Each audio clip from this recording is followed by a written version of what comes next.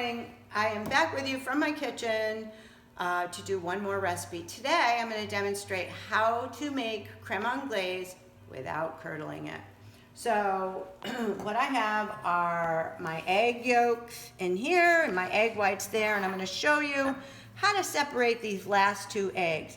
I am going to give this egg a smack on the counter, and I'm going to get my thumbs in the center of it and allow the white to carefully fall into the container. And then the yolk will be in this half of the egg, and I'm putting it in that container. I'm going to do it one more time. Smack. Put your thumbs in the center. Whoops.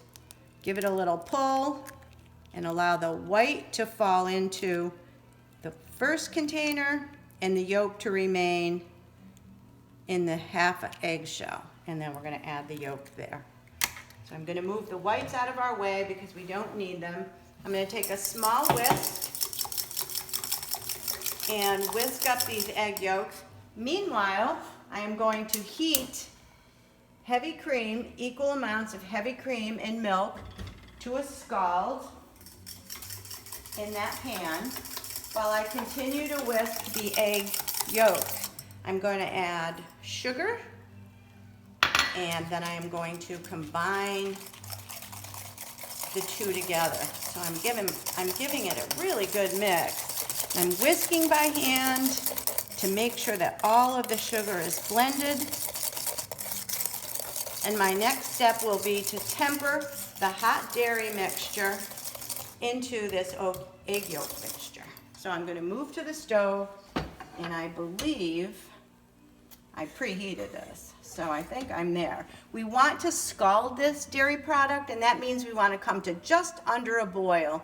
And I'm going to guess that we're there. How do we tell? We see small bubbles around the outside forming. So I would say we're there. Now I'm going to add a little bit of this dairy, making a mess, to the egg, mixing it in. The whole point here is to try not to cook the egg. We do not want to scramble the egg, and this is how we prevent the scrambling. We bring the temperature of the egg up a little at a time. If we were to add the egg to the dairy, we would end up with a scrambled egg mixture, which we do not want. Once we have about half of it in, it's safe to say we can add this back to the scalded cream. All right, so now we are going to cook this until it coats the back of this spoon. And your best tool for this is definitely a wooden spoon that allows you to see what's going on.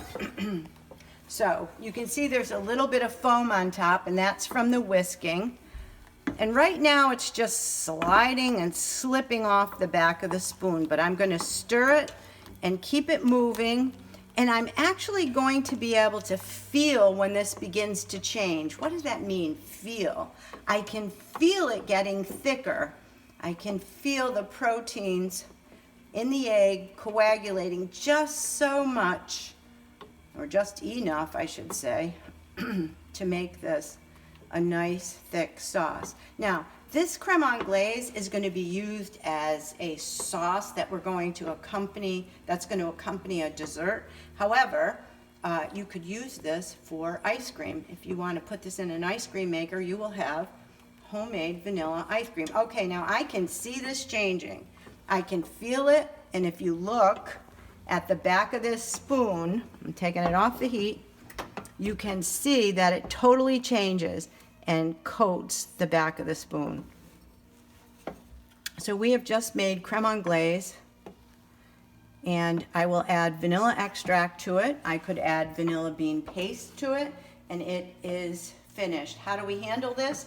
It's going to get strained through a mesh strainer and chilled over an ice bath. And that is creme anglaise. The maximum temperature for this is 185 degrees. And I know a lot of students try to stick their thermometer in there and stir at the same time.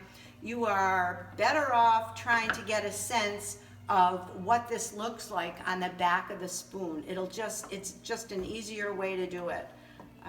For all of you who have curdled that egg, my heart goes out to you, but this is definitely a better way. Get a sense of what it feels like. Nice and thick. Thank you. And our final product has been strained and placed in an ice bath. An ice bath is best made by filling it about a third of the way with ice cubes and a third of the way with cold water, setting your bowl over the top. Allowing this to cool quickly is very important for safety reasons because it is an enriched dairy product. We don't want to kill anyone, so chill your creme anglaise down to 40 degrees and then you can safely put it in a container, label and date it, and put it in the refrigerator.